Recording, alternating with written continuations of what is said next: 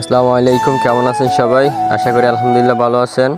আমরা সবাই চলে যাচ্ছি আজকে লেবু খাওয়ার জন্য নদীর পাড়ে। তো অবশেষে আমরা চলে আসলাম নদীর পাড়ে লেবু খাওয়ার জন্য। তো আমরা লেবু নিয়ে আসছি, এখন বসবো, লেবু ছিলবো। লেবু ছিলার পর আমরা খাবো। তো এই অবশেষে আমরা লেবু ছেলা শুরু করলাম। চলতে গিয়ে দেখি লেবু অনেক টক, খাবারে বললো। তা আমরা তিনজন আছি, লেবু খাচ্ছি, লেবু ছিলতেছি। আস্তে আস্তে দেখুন আপনারা। তো